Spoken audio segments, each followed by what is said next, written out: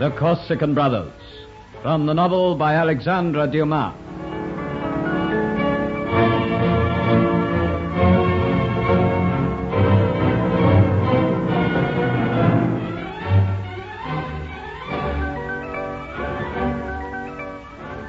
After Louis de Franchi has made the shocking discovery concerning the duplicity of Émile Latouche, he attempts to take his life. But his friend Pierre stays his hand, reminding him that he has a duty to his family in Corsica.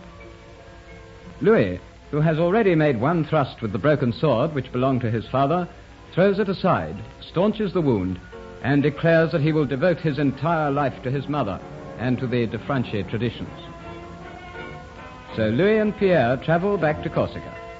Louis determined now to learn the ways of the Corsicans, how to shoot, how to use a sword, and become a hunter. Meanwhile, also on their way to Ajaccio from the south of Corsica, are Dino and Pietro Guidici, who are still smarting from the disappointment of Lucien de Franchi's escape.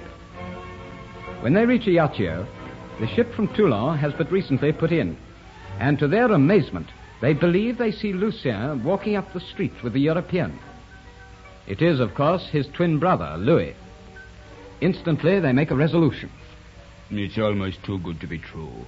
Lucien de Franchi here in Ajaccio, and he doesn't know that we're here. It means that we have the whip hand. Whatever happens, we mustn't be seen.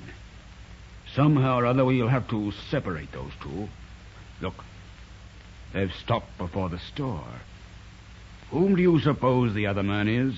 Perhaps some European who's come by the boat from Toulon. Someone who might be a friend of the de Franchis. How to separate them, that's the question.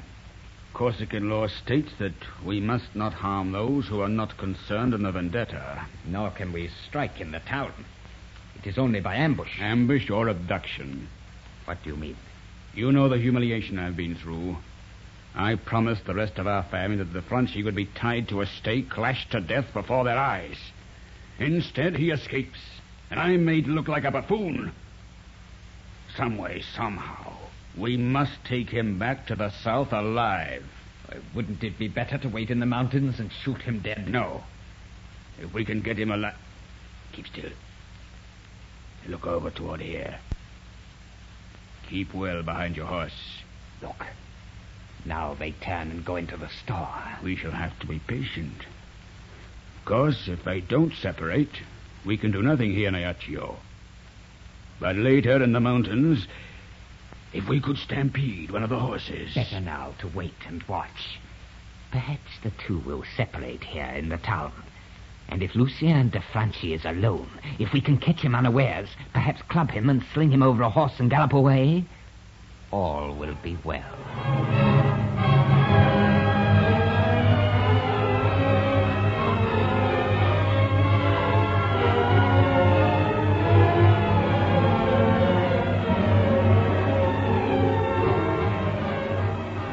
That's it, Louis. That's the material your mother would like. Black. Oh, she looks her best in black velvet. That beautiful rope of pearls she wears, a wonderful contrast. Black, a sign of mourning. It matches my mood, Pierre. Oh, Louis, now. I've tried to cheer you up all the way over. Please forget your black mood. Just remember that you're going home. I try. But at present it's so hard. Everything's black. Like this cloth which you think I should buy for my mother. To me, this week is the funeral cortege of my youth. What nonsense. I feel that suddenly I've become an old man. That my youth has been buried just as you see a man or a woman buried in Paris. The plumed black horses drawing a hearse. The drivers all wearing black, with black cocked hats on their heads. With a troop of mourners in carriages. Will you take this, sir? Yes, wrap it up. Certainly, sir. Certainly. Before he comes back, let me entreat you, Louis. There is a future for you. Look at it this way. Try to realize that you've had a lucky escape. Poor consolation. Merely was my ideal, my future. Now there is no future. Only nothingness. But this is so different to your mood in Paris. You said you had something to fight for. My mother, my brother, the de Franchi, yes. Perhaps when we reach my home I might shake off this depression, but... Oh, Pierre, I see her face everywhere. Not the frank, open face that I knew, but a face that mocks. Those last words of hers always ringing in my ears. You'd never have made me happy, even if you had your uncle's money. Your parcel, sir. It's ready. Oh, thank you. I'll pay the man, Louis. Let me. Oh, we can settle this later between us when we reach your mother's home. Here you are. This is the money, I believe. Thank you. Thank you very much, sir. Come along, Louis. Oh, so brilliant in the sunshine after the dimness in the shop. I haven't been very helpful, have I, Pierre? But I'll try. You've been awfully kind, even to the point of thinking for me, suggesting that I buy a present to take home to my mother. I understand that Lucien always did when he came to a yacht show. That's why this will please her so much. Now, look here, Louis. What you really need is a good draught of wine. That might lift your spirits. As you say. What a beautiful place this is. I think in a few weeks you'll be a different person, Louis. A complete change of scene, living a new life amongst new people, and getting to know your mother. I wonder what's happened to my brother. Well, if your mother's words are true about the tradition of the family, he's safe. You would know. What is it between us, Pierre? Affinity, telepathy, thought transmission? What? There's so much in the cosmic that we don't understand, Louis. Perhaps, if Lucien has been spared and you get to know each other as brothers, you might be able to give a name to this link between the two of you. Oh, here's the inn. Oh, a man serving behind the counter this time. Good morning. Good morning. Wine for two. Sweet wine in long glasses. Yes, sir. Louis, I've been thinking. So far, I've made no arrangements about horses. Your wine, sir. Oh, thank you. Money? Thank you. We should make arrangements about the horses soon. We've a long journey before us. Yes. Ah, that wine's good. Practically all gone at one draught. You were thirsty. Listen, Louis, I think I'd better go across to the livery stables and arrange about horses straight away. You look tired, drawn. Sit here at this table and I'll bring the horses back. Oh, let me come with you. Oh, there's no need for the two of us to go. Stay here. I won't be long. Order some more wine if you feel thirsty. It'll make you feel better, and it'll fortify you for that journey. All right, Pierre. Perhaps in my present mood, I'd best be by myself anyway.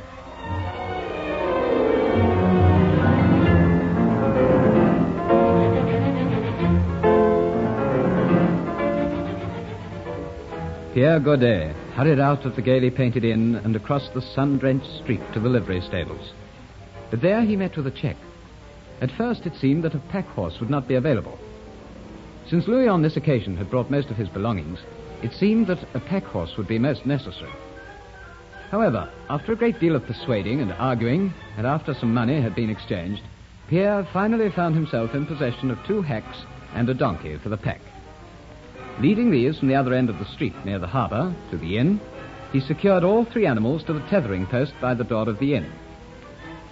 Walking inside, he found the inn to be empty, except for the Corsican barman in his open silk shirt and black sash, who was now industriously polishing glasses behind the counter.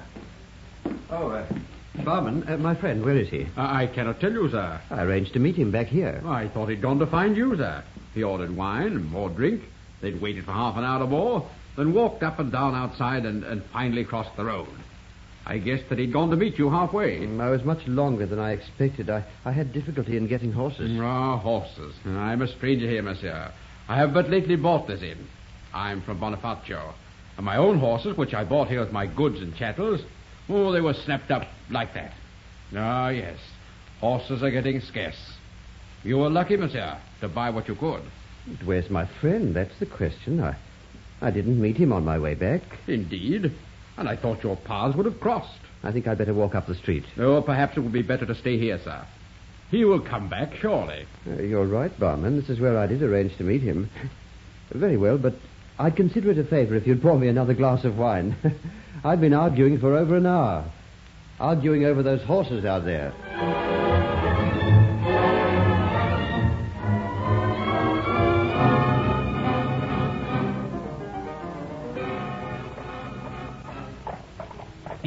Dino! Yes?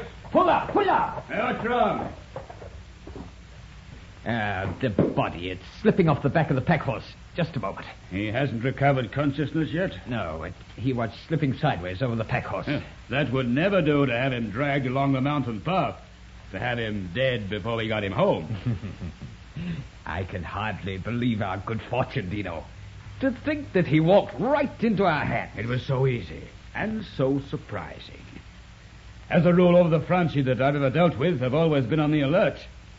and for him to walk along the road, in amongst the trees to the brook in Ayotio. Almost as though he were a tourist admiring its silvered beauty.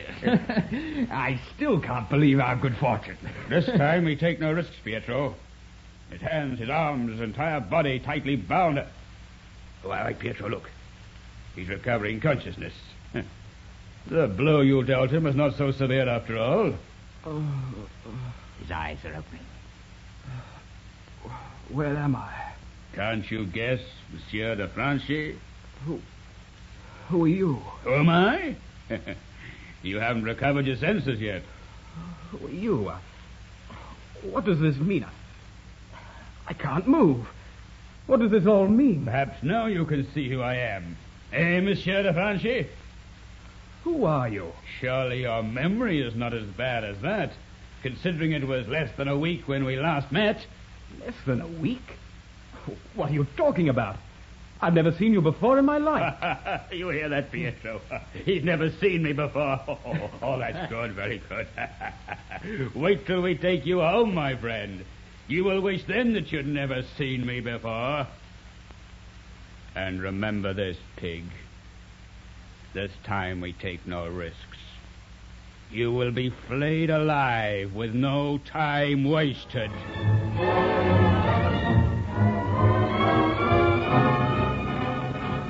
Louis, uncomprehending, stared in amazement at the face which leered over him. What is to be his fate? And how will this affect Marianne when she sees the prisoner? Make sure you hear the next enthralling episode of The Corsican Brothers.